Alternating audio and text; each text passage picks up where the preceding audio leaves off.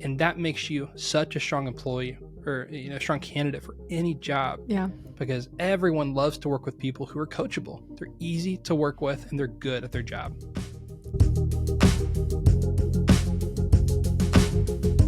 Welcome to the Waves Business Coaching Podcast, where we help you build your dream team.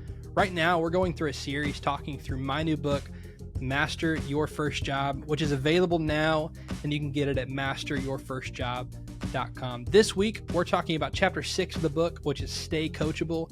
And my wife, Addie's been interviewing me, asking me questions about the book. This week, specifically around coachability. How can you stay coachable at work?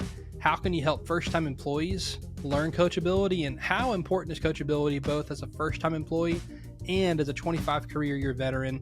Everything in between. So we're going to talk about that in just a second. If you want to learn more about the book, go to masteryourfirstjob.com. Let's dive in to our conversation about staying coachable at work. Hey, Jacob. Thanks so much for having me again. Let's talk about Master Your First Job, which is awesome because it's out. It's out. It's real. It's a real book. Last Tuesday was its official launch date.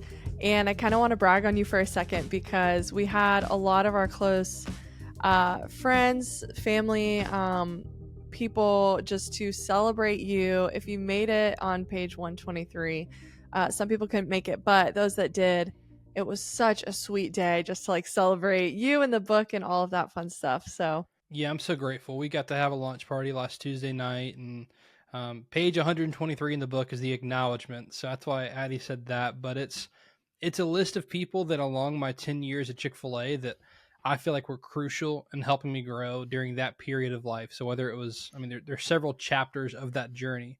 And from each chapter, I can point to one or several people that really had an impact on me, that I credit the book to them, and that I learned the lessons from those people, and would not be where I am now without the people on page 123. So it's a fun way to say it, is like, hey, you're my page 123 people, which is fun now that the book's out.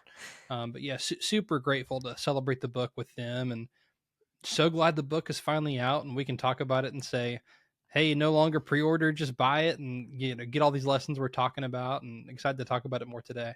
Yes, for sure. And I also want to kind of give a shout out to Honeysuckle Biscuits and Bakery for hosting us.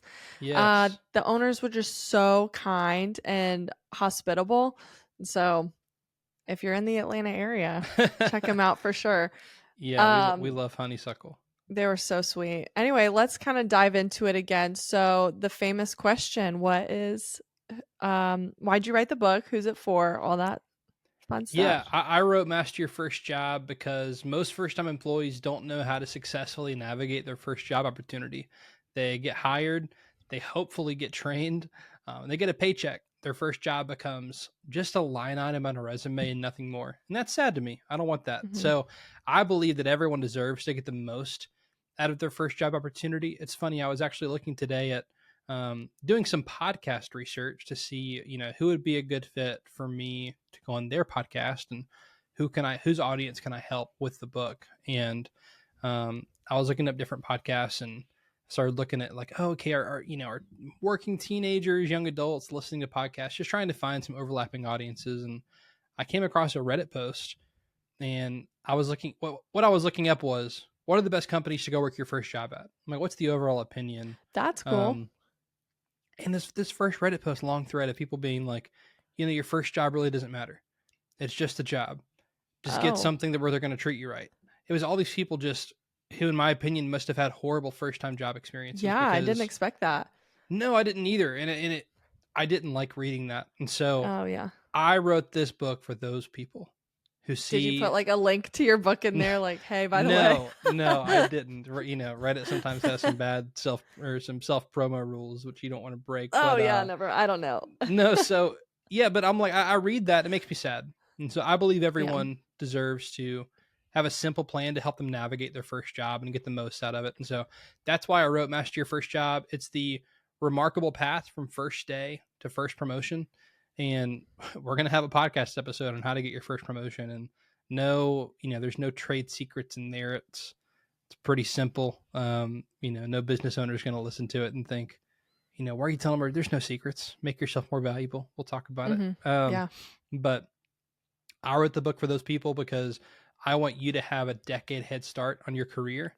It took me a decade to learn the lessons that I wrote in Master Your First Job, and I want you to have it it takes about 3 hours to read. So about 3 hours, you can have what took me a decade to learn. Yeah, perfect. So, chapter 6 is about staying coachable. So, why do you believe that staying coachable is essential for ongoing growth and development in someone's career? Yeah. So, and I highlight in chapter 6, Michael Jordan. So it's funny. This was a debate my dad and I used to have. I'm a millennial, so I'm a LeBron guy. I'll say I'm a young millennial, therefore I'm a LeBron guy. I was born in the beginning of the second three-peat of Michael Jordan, but me growing up watching basketball, LeBron when he came into the NBA, I was 7. So LeBron's been my goat as far as basketball goes. But my dad and I would always debate this whole Michael Jordan versus LeBron, who's the greatest ever. But I picked Jordan for the book to highlight because I read a quote from him that I thought was great. It was I'm actually turning to the book now. It's on page 67. It says, "My best skill was that I was coachable. I was a sponge and aggressive to learn." And Michael Jordan, regardless of if you think it's Jordan or LeBron, Michael Jordan is regarded undoubtedly as one of the best athletes of any sport of all time. Mhm. He is undoubtedly one of, if not the greatest champion in any sport of all time. And like he's on this short list of Tom Brady has 7 Super Bowls. Wilt Chamberlain won a ton of championships in the NBA. You've got Lewis Hamilton in F1. You've got Tiger Woods Nice. in golf. Like you have all these quote unquote goats, and Jordan's on that list. When you think about basketball, you think about Michael Jordan. Talk Mhm. about branding. Jordan has a brand with Nike that he built because he was so great, and Yeah. all these great things about Jordan. 6-0 in the finals. He said that his greatest skill was that he was coachable. And when I think about someone like Michael Jordan, I think about, well, there's no need for you to be coachable. They just need to work around whatever you want because you're the one that's the goat. You're obviously the difference maker. When he left for 2 seasons from the Bulls, they made the playoffs and didn't win championships. When he came back after his 2 year stint away from basketball, they then won 3 more championships. I'm like, you are the greatest, but he identifies his greatest skill as being coachable. And so as you get better and better at any job, whether it's your first job, whether you're a 25-year career veteran, um, Mhm. a big challenge is going to be, can you stay coachable? And, coachability, I walk through what it means in the book. And I think it's a mindset and an ability to grow. It's believing that you are not done growing yet. And so, can you approach your work as if you're not done growing yet? And we can talk more about what that means. But do you have the ability to stay humble, to have a growth mindset, and the ability to believe you could be wrong? And whenever you're Mhm. able to stay coachable, you're able to grow and be better. So staying coachable is something that, of course, is essential in your first job because you have a lot of room to grow because you're new at this, right? But it's something that if you practice now, you'll be able to carry that with you 25 years down the road, and that makes you such a strong employee or strong candidate for any job Yeah. because everyone loves to work with people who are coachable. They're easy to work with and they're good at their job. Yeah, for sure. You kind of said it a little bit earlier, but a key characteristic of being coachable is being humble. So, talk a little bit about humility and how you can put that into practice. Yeah, humility. When I think about humility, to be honest, I think about Jesus. And if you read the Bible, one thing Jesus constantly talks about is humility. And so my Mhm. worldview on humility definitely comes from the Christian text and from the Bible. And Jesus, whether you believe who he is, who he said or was or not, taught and practiced humility. And so, even if you want to approach it from a non Christian perspective, I think listening to what Jesus taught and how he acted when it comes to humility is a great way to approach humility in life and in work. And, one specific area, Jesus taught an I am second mindset. And that's how I would approach humility is someone else is first, and I'm going to consider that first, and I will consider Mhm. myself second. And of course, in the world of mental health, that's not maybe a popular statement. I think there's definitely a lot of areas in life where you do have to take care of yourself first, and there's the whole put your mask on first on the Right. plan, then help someone else. But in all other areas, when your health is not on the line, Mhm. an I am second mindset is so important. And I think that's the clear definition of humility is I am second, and I'm going to consider others first. And within Chick-fil-A, Chick-fil-A still has this, but I was taught as a 17-year-old, 16-year-old Yeah. about second mile service. And I was told that it came from the Bible and that it's from Matthew 5:41. And in there, Jesus talks about if someone asks you to go 1 mile, go with them two. And this is from the Sermon on the Mount, where Jesus has a lot of teaching that you could unpack. But in this specific instance, he's talking about humility and talking about what it means to put yourself second. Mhm. And back in Roman times, any Roman soldier, their empire was stretched from like Italy through the modern day, like Middle East, North Africa, huge empire. If you've studied history, which I'm sure you have, um, they had a law within the Roman Empire where a Roman soldier could ask any citizen to carry their gear for up to 1 mile. And this was like, I think 40 to 100 pounds of gear. So you got to think like Man. their armor, like maybe like their, think modern day, like a backpack full of stuff, but like their Gosh, sword, yeah. this isn't, modern plastics to make stuff light or carbon fiber. Right. This is Roman iron, Roman steel that Gosh, you're yeah. carrying. And they could just pick any citizen and say, Addie, it's your turn. You're carrying my gear for 1 mile. And Jesus was saying, hey, when someone asks you to go 1 mile, go with them too. Like blow them away with the level that you're going to Yeah. serve. Like it's going to throw them off by you showing them this level of humility Yeah. and this level of service. And Chick-fil-A took that and created second mile service. If we want to blow people away with how above and beyond we're going to go with our level of service. And that to me is humility. It's seeing Mhm. yourself as second and then going above and beyond to blow someone away with how humble you are and how much you want to serve them. And so when you approach work that way, you're going to stand out and you're going to make a huge impact with just how you simply treat people. And it all starts with humility. Yeah, for sure. Um, kind of piggybacking off of that, when you were at Chick-fil-A, a leader told you something that's really Yeah. important to you, so much so that it made it into the book. Yeah. It's the quote directly is listen as if you are wrong. So talk about what that advice meant to you and how it pertains to being coachable. Yeah. So I think, coachability starts with being humble. This one was fun. This is from a leader, Rob Dugas, Chick-fil-A. He said something, and the full quote is talk as if you're right, listen as if you're wrong. And he was specifically talking about how he won in meetings and almost conflict, disagreements to be handled in his department at Chick-fil-A. This is when I worked for the corporate office at Chick-fil-A, and I loved this because I've never had a problem with the first part. Talk as if you're right. I like to argue. It's it's fun to me. Maybe argue is a bad word. I love to debate. I love a Debate, good yeah. debate. I love to talk about differing opinions and try to explain and get people on my side. At one point, I wanted to be a lawyer. I'm like, oh yeah, I can just basically try to convince people that I'm right for a living. Sounds like a lot of If I fun. can like just paint a picture to someone listening, they need to know that like when we were first married, it would be like we wake up, the alarm goes off, we wake up and Jacob's like, "Oh, I think I just want I want to argue." And I'm like, "What? What do you mean about what?" And you're like, "No, no, no." And now, we know each other more and all that stuff, but I'm just like, "Oh, he just wants to, he's got a fire." And Yeah, I'm just like, hey, give me a topic, give me a side. I don't yeah. care what the side is, Yeah. and I'll, try to win an argument, win a debate, whatever. It's fun to me. So Yeah.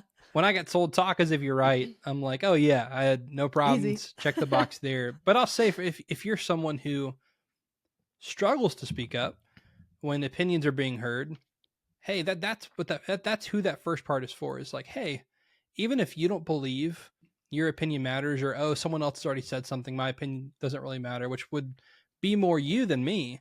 Like I'm Yeah. encouraging those people, talk as if you're right. Speak up, raise your hand, talk with confidence, and give your opinion and talk as if you're right. Yeah. Believe that what you're saying is true, even if it's not on Yeah. purpose, but believe in what you're saying is the point. The second Right. half, listen as if you're wrong. I so often in conversation, I know this isn't just me, whenever I'm in a debate or an argument or a back and forth, getting feedback, I don't listen as if I'm wrong. I listen to come up with my next point, Right. right? I'm going to say point A. You start giving me feedback or differing with point A and why it's wrong. And I'm listening to what you're saying, okay, she said this. If she says this, I'm going to say this. I'm not Right. listening as if I could be wrong. I'm listening to win the debate, to win the Right. argument. It's listen as if you could be wrong. So speak with passion. I have no problem with that. If you do have a problem with that, speak with passion, speak up, speak with confidence, but then pause and don't listen for a response. Guess what? It's okay if you do not have an immediate, strong worded, correlated response. It's okay to listen, Mm-hmm. to take in the information and to process. Because what you might find is you might find that you are wrong, and you might Mm-hmm. find something that disagrees with something you said that's actually they're right about. And I think it takes a big person, and I think you earn a lot of respect whenever you say, you know what, you're right about that. And I can be better in that area. I'm actually glad you brought that up. That idea is better than mine. I Right. think that says a lot more about a person than if you win an argument. And again, listen as if you were wrong. I think it's so important when it comes to coachability because when you get to a point where you're good at something, it becomes a lot harder to listen as if you're wrong, especially to feedback. But if you have confidence in Mm-hmm. yourself and you surround yourself with people who have your best interests at heart, you can listen as if you're wrong and they can help you be better. And if that's Yes. a skill that you can learn now in your first job, I cannot tell you how valuable that's going to be 5, 10, 15, 25 years down the road in your career. Mm-hmm. Even like personal relationships too, for Right? sure. You kind of touched on this as well, growth mindset. So, it's something I've heard a lot. We talk about it a lot. It's in the book. Where does that even come from, and how can having a growth mindset help someone be more coachable? Yeah. So this comes from Carol Dweck, Dr. Carol Dweck. She wrote a book called Mindset. And Mm-hmm. she defined growth mindset as believing your abilities can change and grow. Sounds simple, but it affects how you approach everything. So in her study, they went to a lot of different levels of stuff. They did this with like employees at work. They did it with like fourth graders in schools. And Wow. with one group, they taught growth mindset. With one group, they didn't. And with the growth mindset group, scores improved. And so whenever they got a 70 on a test, they didn't focus on that, you're a D student and you are a failure. Like 70 is who you are. It's, hey, a 70 means you have the ability to improve 30 points. And it sounds simple, but like their Wow. teaching is, hey, you have the ability to grow. That Yeah. means next time, whenever we take this test, you have the ability to do 30 points better. Let's approach it that way, knowing that your Mm-hmm. skills and abilities can change. Like you are not a 70. You have the opportunity to go from a 70 to an 80 to a 90 to 100. That's growth mindset, is just this ability that you can change and grow. And it sounds simple of like, well, of course I can change and grow. But how often do we approach something with like, I'm right and nothing's going to change that, or this is the best way? Yeah. By approaching something with like, this is my, let's say I came up with a system at work. I work on a team of 100 and I'm like, it's the best way ever. A year goes by and someone else wants to change the system. Well, if I have a fixed mindset and I don't believe that my skills and abilities can grow, then I'm going to say, you know what? Who I was a year ago and the system I made is perfect as is. And so I'm going to be mad and I'm going to be upset when someone wants to change the thing I made, Yeah. right? But if I have a growth mindset and believe like, hey, over the last year I've grown, my skills have grown, and I have a different mindset, and hey, everyone else has too. So if someone now wants to change my system, well, I've grown a lot in the last year. That idea is probably pretty good because if I believe I've grown and gotten better, then that means what I created a year ago isn't as good as what it could be right now. Mm-hmm. I said that a little bit confusing, but growth mindset is simply believing that you have the ability to grow. And so you approach every situation with the perspective that you can learn from it, you can learn Mm-hmm. something new, and that you can grow. And so growth mindset to me is the foundation of staying coachable, is just not believing that I'm as good as I'm going to be. That's a fixed mindset. If you believe that you're going to grow, then whenever you get feedback or criticism, which we're going to talk about next Yeah. with feedback, whenever you get feedback, it's a lot easier to take because you're like, you know what? That's okay because I'm not perfect yet. Mhm. And so I'm working towards that. If you're always in a mindset, I'm working towards being the best person I can be. It's okay to believe you're the best you've been to this point, but that you still have some room to grow. That's a growth Yes. mindset. Again, That's not good. just important now, important in your career 5, 10, 15, 25 years down the road. Yes, which is that perfect segue for this next question I had for you, about the importance for individuals at all career stages to remain open to feedback and just be open to always wanting to learn. At your launch party, you talked about someone asked a really good question about, I guess you have your target audience, Yeah. but could your book be helpful for someone who's farther along in their career? Yeah. So, this question, I guess, is kind of for that end of the spectrum of readers. So, yeah, again, why is it important for individuals at all career stages to remain open to feedback? Yeah. And this is why it's such an important skill that if you can master it your first job, you're going to put it in your tool belt and take with you for the rest of your career, because Yeah, it is important for individuals at all career stages to stay coachable and be open to feedback. And I say this too in tandem. I'm going to focus on the coachable one now, and I'll tease a little bit of the feedback episode, which will be next week. And if you don't yeah, want to wait, buy the book, Chapter 7, Feedback is a Gift, masteryourfirstjob.com. So buy the book. It's out, no longer pre ordered. So, yeah, staying coachable at any stage of your career. Again, if I'm 25 years into this and I'm at a point where I'm like, I've been doing this 25 years, this is as good as it's going to get. mm, And, I have an employee who's 5 years in and they're like, hey, I have an idea and it's different than mine. I'm just going to shoot it down and say, you've only been here 5 years. I've been here right. 25. Therefore, I have a fixed mindset. There's no way your idea is going to be better than mine, period. Mm-hmm. And I'm going to be shut down. That stifles growth. That hurts someone else's feelings. They're going to stop bringing me new ideas. And, if this were my company, then my company's going to stop growing. And so Yeah. at any career stage, it's important to remain in a growth mindset, to Mm-hmm. remain humble, to listen as if your idea could be wrong, and practice this coachability at any stage in your career, because the higher up you go, the more you're going to stunt your own growth if you start stifling other people's ideas and stuff by not remaining Wow. Yeah. coachable. Yeah. How can a leader help their first time employees remain coachable? So, in the other chapters, we talked about specific things you can do to help people do steps 1, 2, and 3. In this case, yes, teach this, like teach people how to be humble, teach people to listen as if they're wrong, teach people what a growth mindset is and Mm-hmm. how to have a growth mindset.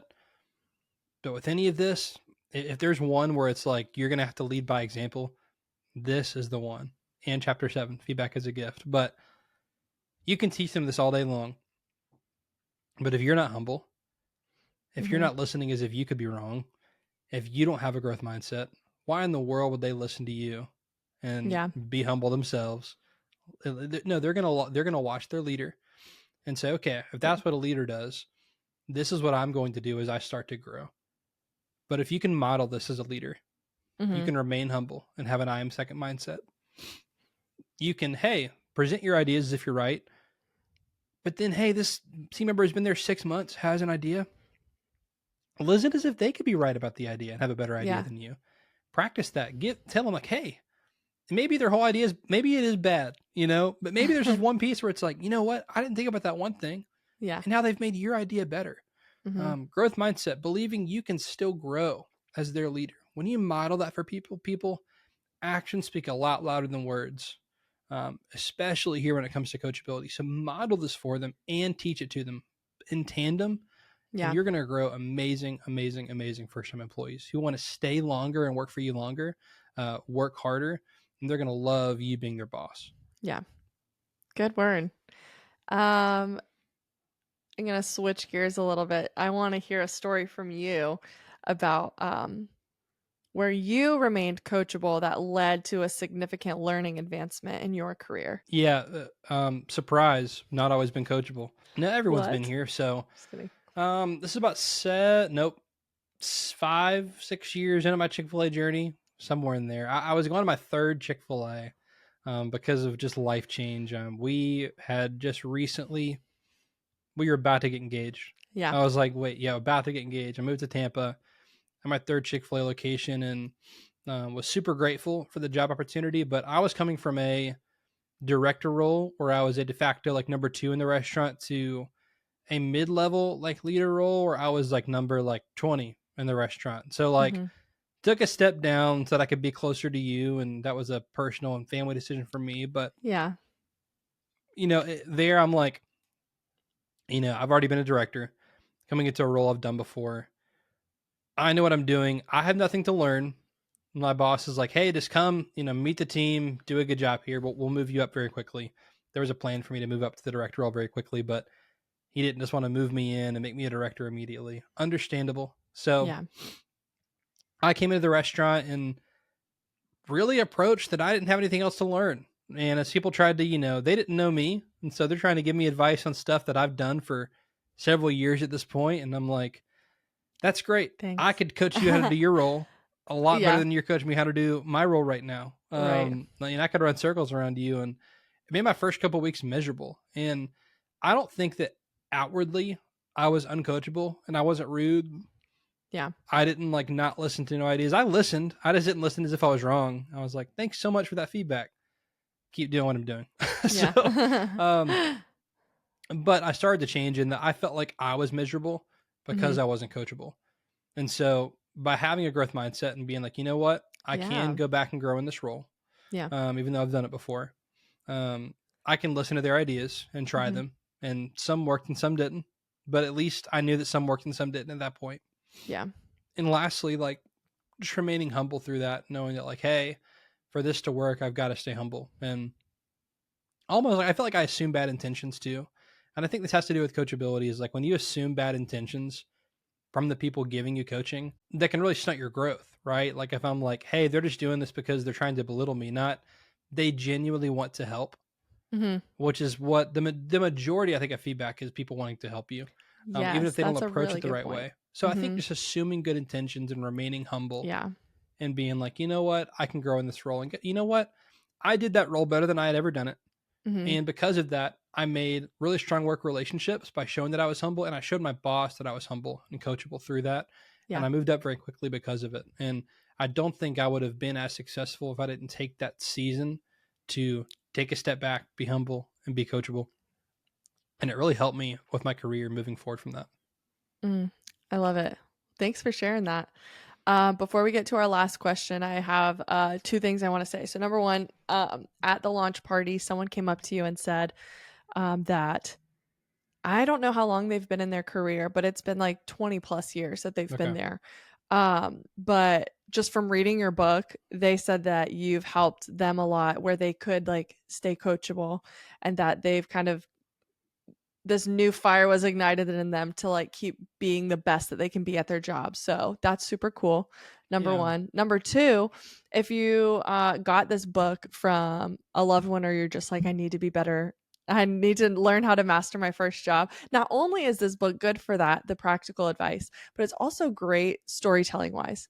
I was listening to it in the car and it's like stuff that was happening in my life too, but I'm like on the edge of my seat like, oh my goodness, what's going to happen next? But I was like, wait, Yeah.